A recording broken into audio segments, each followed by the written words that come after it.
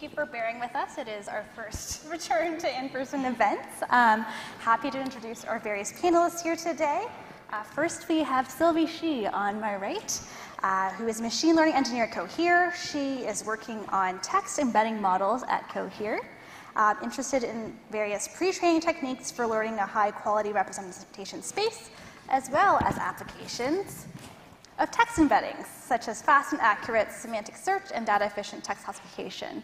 She graduated from the University of Toronto with a bachelor's degree in applied math and a master's degree in quantitative finance. She also holds a master's degree in machine learning from Imperial College London, where she investigated uncertainties in contrastive learning under the supervision of Dr. Young-Jen Lee. Prior to her time at Cohere, Sylvie spent time working on machine learning models at TD Bank in Toronto. Next, we have Andrew Brown, who is the Executive Director for Machine Learning at CIBC. Andrew actually completed a PhD in machine learning at the University of Toronto with Jeffrey Hinton. He's worked in several different analytics and quantitative groups at CIBC and currently leads machine learning initiatives in the Alternate Solutions Group and Simply Financial. Sylvia Shiah, who is on my very left, is Senior Manager at AI and Advanced Analytics at PWC. She has more than 5 years of experience in advanced analytics and machine learning. She specializes in natural language processing and different machine learning algorithms for model development, outcome prediction, and decision making. She's also experienced in end-to-end system implementation and robotic automation processing. Last but not least, we have Amlan, who is a research scientist at NVIDIA. He is also a vector researcher and a PhD student at the University of Toronto, supervised by Sonia Fiedler, who is one of our faculty members. He's broadly interested in computer vision problems and their applications, particularly in how labeled data can be collected faster, generated automatically, and generative models of 3D worlds. He graduated from IIT Kanpur in India in 2017 with a bachelor's degree in computer science. So please join me in welcoming our wonderful panelists here today.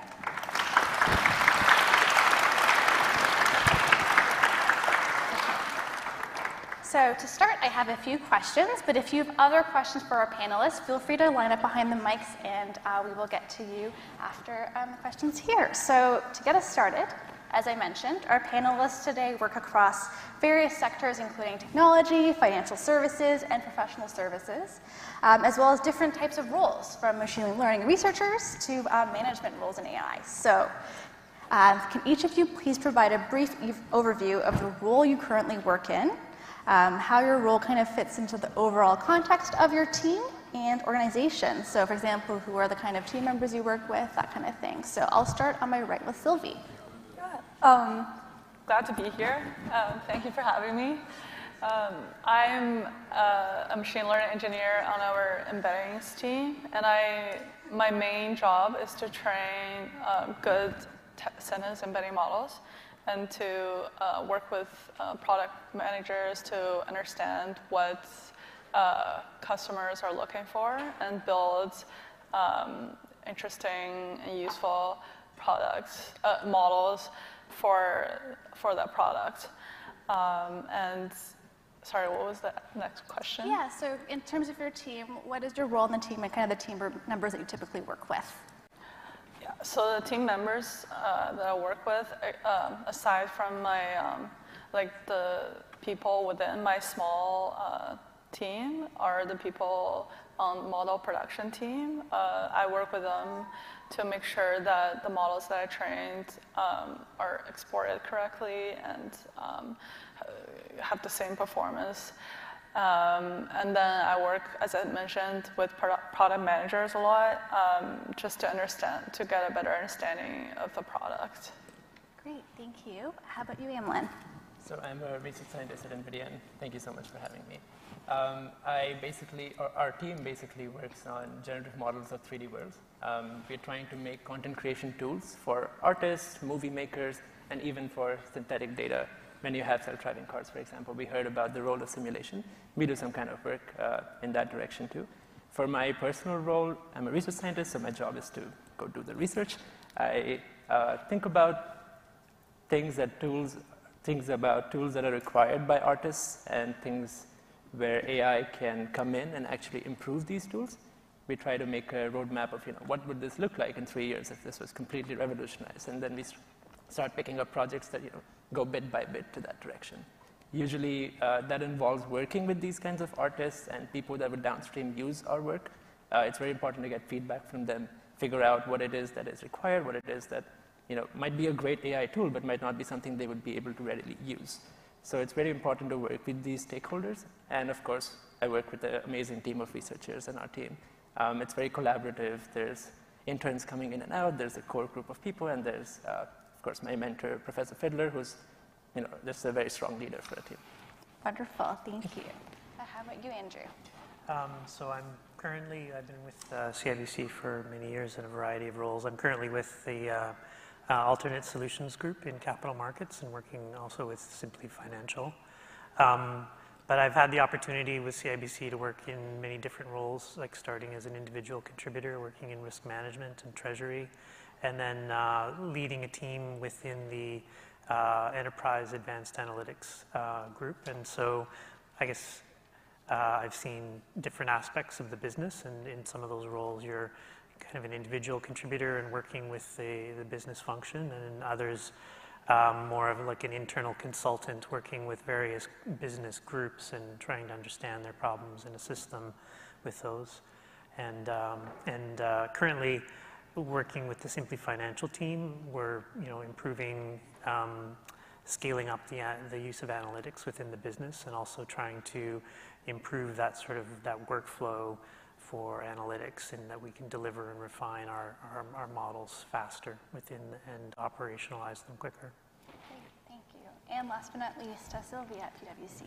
Thank you, Joanne, for the introduction. So I'm a senior manager at PWC Canada, Advanced Analytics and AI Practice. So I will say for me, the three main role for my job is, first of all, we do project delivery, so which is I work with a group of data scientists, data engineer, and of course consultant with business background to help our client drive value for our client.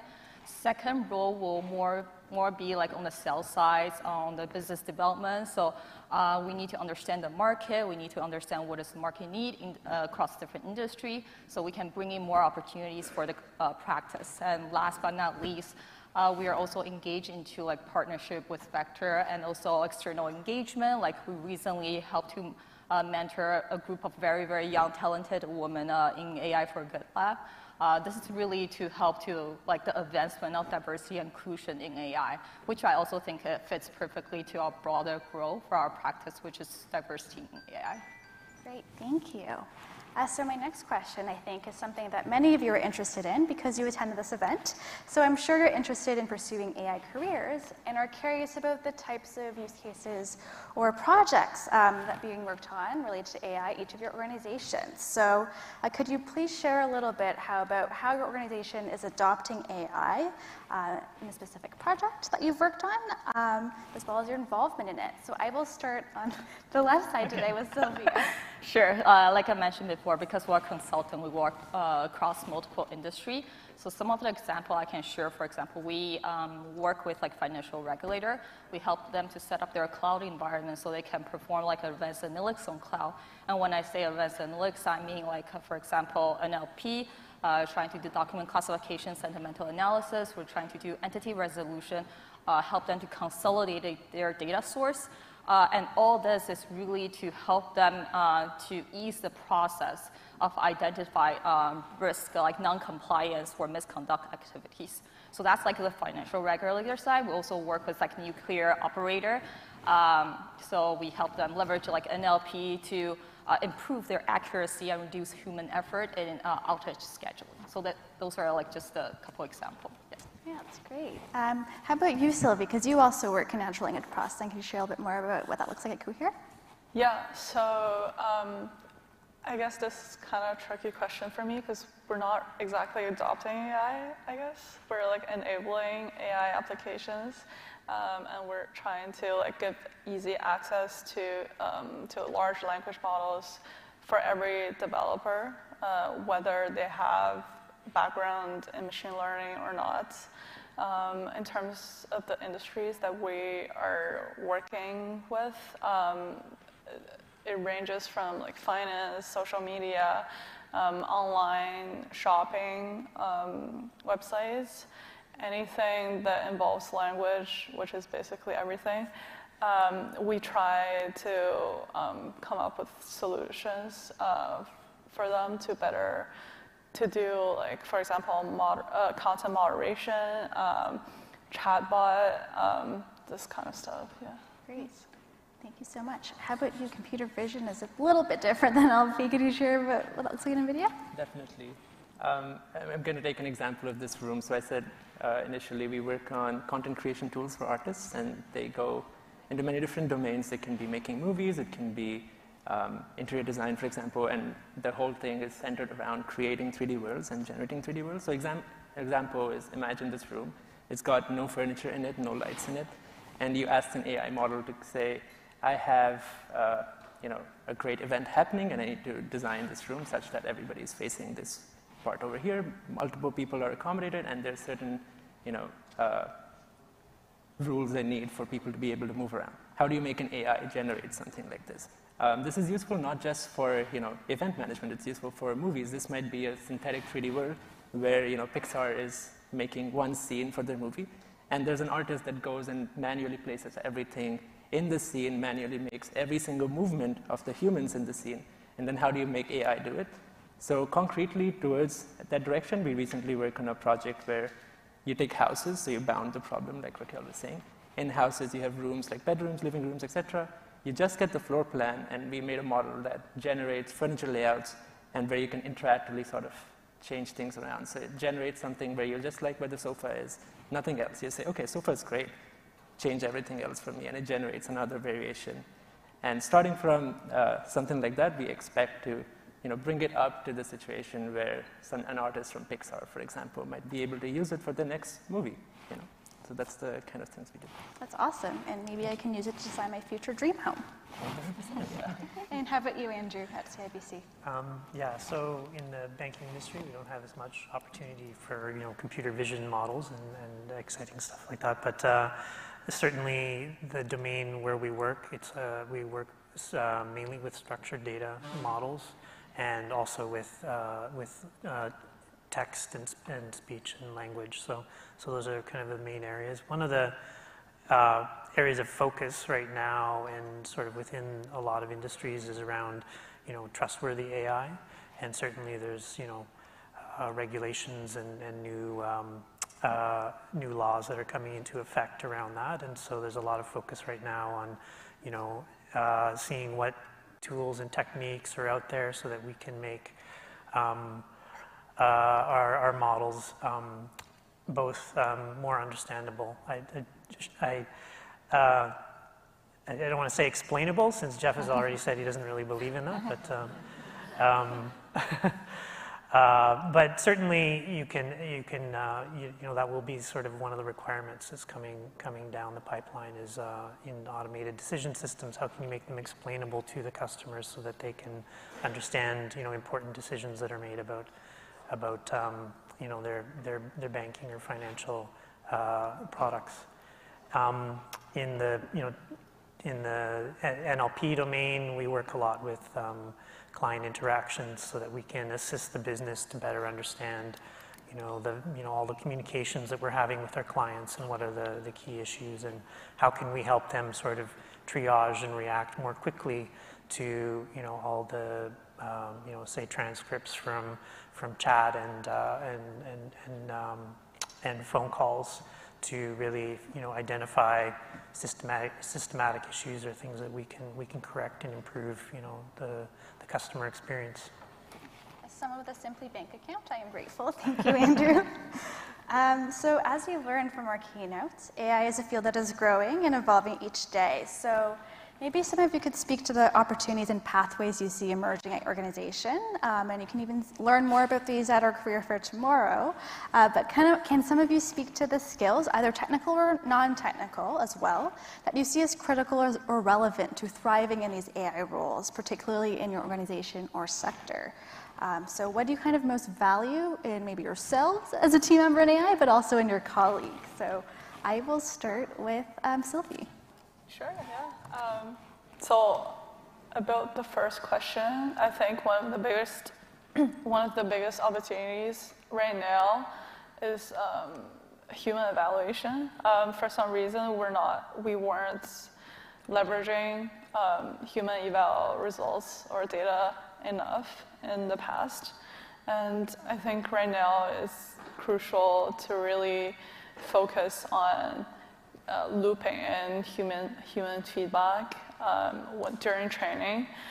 This will help with, for example, alignment, help the model to be more, to align with our values, and then to also, it'll also solve the data problem, sort of, because we're always short on data.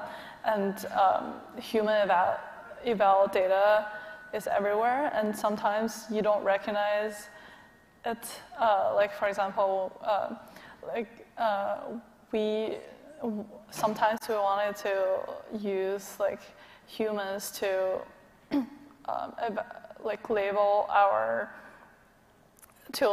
you can send them our predictions and ask them to say if this makes sense or not. It can be very casual. You can ask your colleague, and this can be a piece of information that you feed back to your model, which I think is really valuable.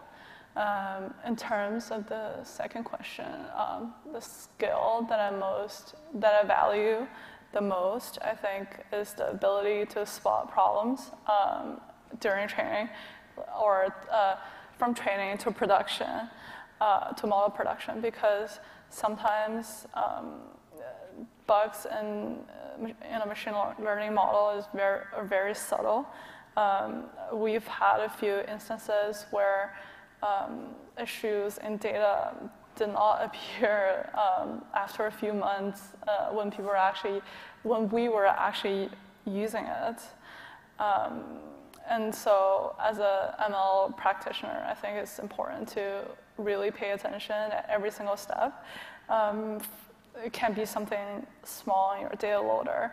It can be something, I don't know, in the floating points, like how you exported these models. Also, in my special case, I look at embedding models, and sometimes the loss, for example, a contrastive loss, is not reflective of the quality of the embeddings.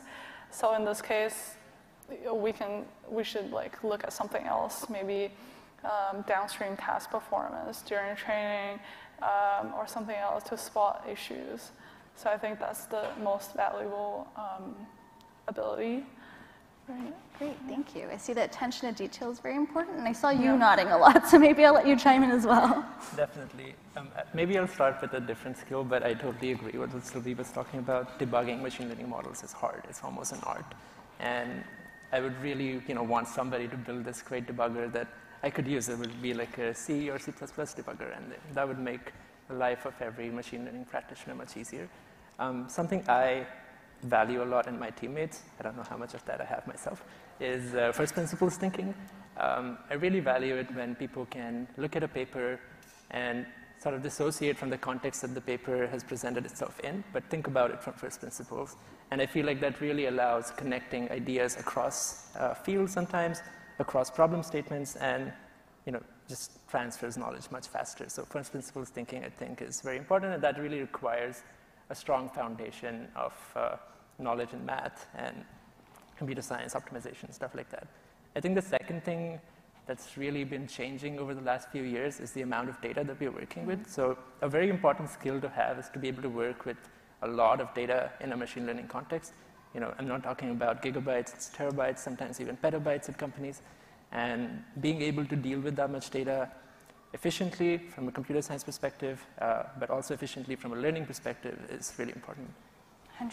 How about you, Andrew? You just mentioned having lots of data.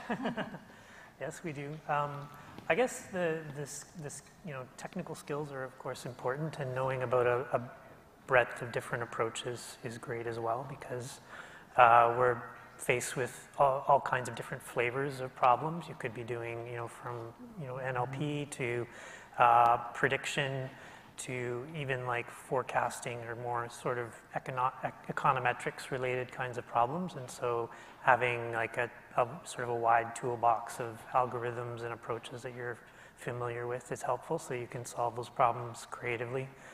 But also like working in a big organization, the soft skills are really important, like being able to you know, communicate and you know, having some curiosity to learn about the different business problems so that you can really apply, you know, your knowledge in ways that are effective and you know, coming up with, you know, creative solutions for the problems that you're being presented.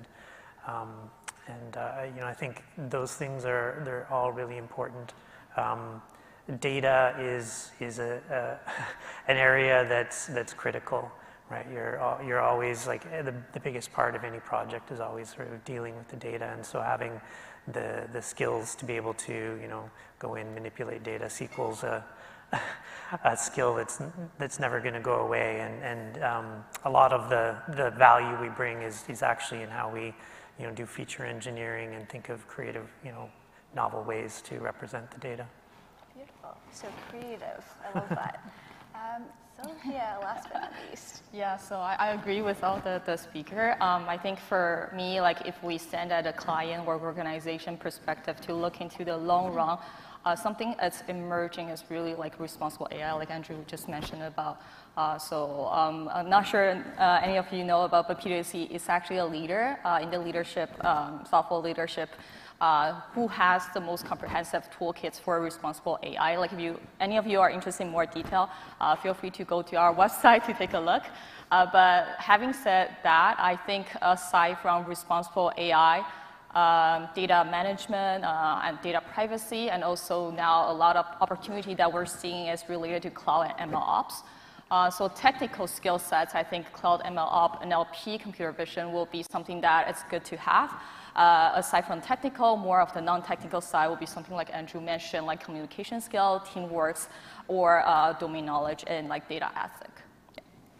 Absolutely, especially when you're working with clients. Yes, exactly. Okay, so our panelists, as I mentioned, come from different sizes of organizations as well. So you both mentioned you're from larger companies, whereas Cohere on this other side is a smaller organization, a growing startup.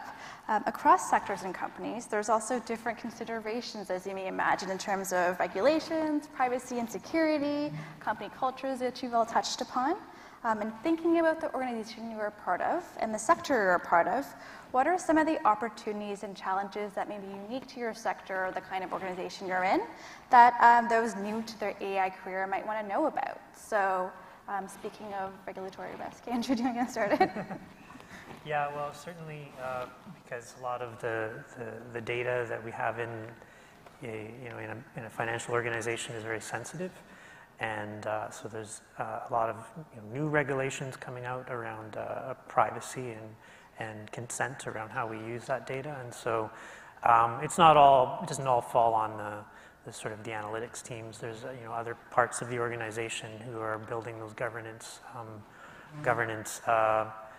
procedures around how we manage and handle that data and ensure that we maintain privacy and security. So those are all important considerations that people have to be aware of when they're working in something like a bank or a financial institution. Absolutely. Sylvia, you work with a number of clients. Do you want to share what that might look like? Yeah, I think as technology emerging, it's really important that we not only upskilling ourselves, but also acknowledging our client, for example, to let them know what AI can or cannot do, both technically and legally.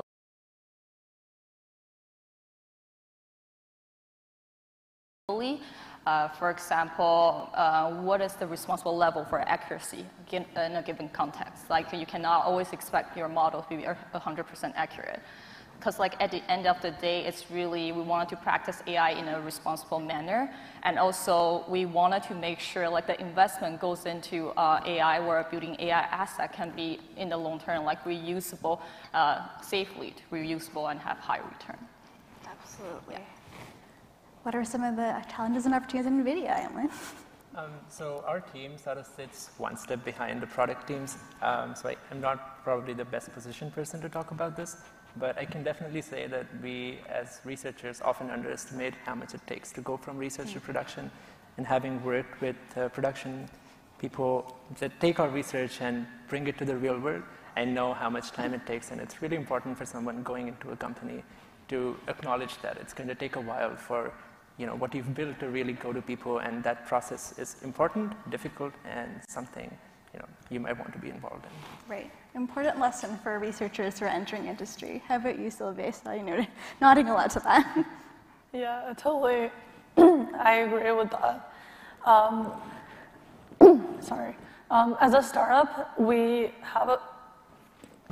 Oh, we have water. Sure.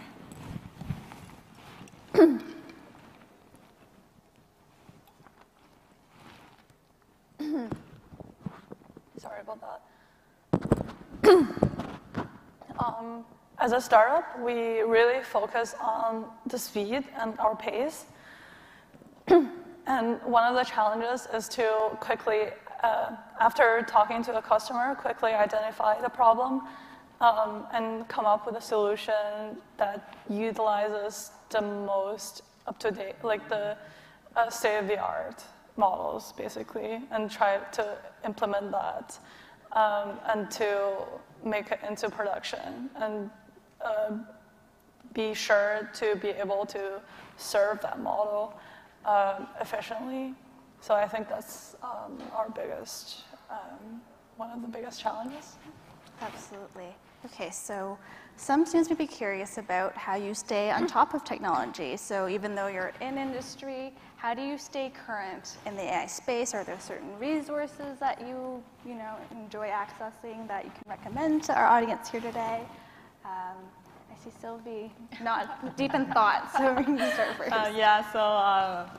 I would say if any of you ever join PWC, like PWC value the people a lot. So we have a lot of upskilling program, and of course we have alliance with cloud providers. So we make sure you're equipped, you have the capability to solve our client issue. Aside from the digital upskilling, I think it's because of the diverse team, so we can constantly learn from each other. And also, last but not least, also a lot of people join mailing lists, subscribe to newsletter, for example, Stanford Deep Learning AI, to learn or read about the most latest advancement in AI. Great. How about you, Andrew? Well, of course, CIBC is a sponsor of the Vector Institute, so we rely a lot on our relationship and engagement with the Vector Institute. And it's really a great resource. The programs they provide that are both educational and basically introducing us to sort of the latest techniques and technologies that are happening. And internally, we also run kind of monthly analytics speaking sessions where we have people either internally speaking about the work they're doing, or we bring in external speakers from companies and occasionally from research as well. So those are both good sort of venues. Oh, that's great. Definitely get involved with Vector. How about you, Amlan? Also close to the Vector. Yeah, so from a research perspective, it's important to stay on top of research. It's a deluge of papers that's coming out every day. I'm on Twitter a lot, and there is a lot of information about the latest stuff on Twitter. It's easy to find out what people are excited about, because that's essentially how the platform works. Another thing I used to do and I don't do anymore is I was always subscribed to archive emails, and I would scroll through the email every morning to pick up 2 or 3 papers that I want to read and push it to my stack to just keep scrolling. But yeah, it's a really hard problem keeping up top with all the research, and I think it's useful to have people around you that are doing the same thing so you can share knowledge and together be on top of everything. Absolutely. Last but not least, Sylvie. Yeah, so we have a lot of connections to to academics. Our CEO, Aidan, he's doing a PhD. He's finishing up with his PhD at Oxford, and he has a lot of connections to these researchers from the top schools around the world. So I think that's that set the tone for us, and the culture echo here to always stay on Twitter read new papers every day. We have this papers weekly program where we write summaries of papers that we read over the week. We also have a nonprofit organization, research organization called 4AI, where we have full-time researchers who we have the opportunities to work with. So yeah, I think that's how. That's great. It seems like all these organizations have lots of professional development opportunities. Just one last question to wrap up today. All of you have lots of advice to offer our current students and graduates here today. So I'm going to start with Sylvie and Amlan on the research side of things. For those of you who are interested in more of a research-focused AI career pathway, what insights do you have to offer students in our audience? So Amlan, get us started. I'm going to say two things. First of all, whenever I talk to new people coming into AI, I see that there's a difference in how people think about research engineering and research scientist roles. And I just want to say that at a deep tech company, you're always doing research. You're always building something that does not exist. You're always, the difference is in the risk. As a research scientist, probably you can do something that you believe will be useful many years ahead. As a research engineer, you're working on a problem that you want to put out to customers soon enough. But at the end of the day, you are building things that do not exist, and it's an exciting thing to be doing. Amazing. How about you, Sylvie? I'm so sorry. Okay. I don't know what's happening. Yeah, so I would say if you're a researcher at school, you should also really focus on building your engineering skills, because iteration speed as a researcher or an engineer is crucial. Being able to test out your ideas quickly, being able to pivot quickly if this doesn't work out. All of these requires really solid engineering skills. So yeah, I would say that's the advice, or It's really good advice, actually, for those who are researchers. How about you guys are both in the application side of things? So, Andrew, you've had the opportunity to work in more leadership roles in AI. What advice do you have for someone who's trying to follow that pathway? Right. Well, I think if you get into industry, at some point you're going to sort of encounter this decision where you can be a sort of an individual contributor for a time, but if you want to sort of grow in your career, you may want to move into more of a management role, and it really is. You kind of have to straddle two worlds. Technical knowledge is kind of what got you there, and you do have to sort of maintain that in order to help prioritize what your group is working on, so that you can, they're spending their time effectively, and sometimes you have to be also like a teller of truths to the management, and just saying, what you want to do is not possible, or these are the limitations of what we can deliver, and I think the other important thing is really that the leap from being an individual contributor to being a manager is really a different set of skills. It's less your own contribution, and you have to focus more on the team and enabling them. So you're a people manager, a project manager, and you're also sort of making sure that they have the tools and the resources that they need to be successful, and that becomes your main focus. And so you have to kind of make that leap in mindset and thinking. Absolutely, great advice. Last but not least, what advice do you have, Sylvia, to offer? I will say, since my background is very diverse, I work at research setting at Ontario Institute for Cancer Research. I also work at RBC, and now I'm landing in consulting. So for people who are new in their career, the reason why I keep changing setting is I'm still trying to figure out what I like. So that's why I landed in consulting. And I think good thing about consulting is you can get the taste of a different industry in a very short amount of time, and get the chance to look at the forefront of AI, like adapting different technology, whichever solution that works for your client per se. And I think at the end of the day, the most important thing is you always have the curiosity to solve challenging problems in a very agile, precise manner. because I think in the long term, like I think that's the most important thing for you. If you continues to have that, I think you will be able to get a great opportunity in any career. 100%. Well, that's all the time we have for questions today, folks. Thank you so much for our panelists for sharing all their wonderful insights today. And I will pass it over to Melissa. Thank you.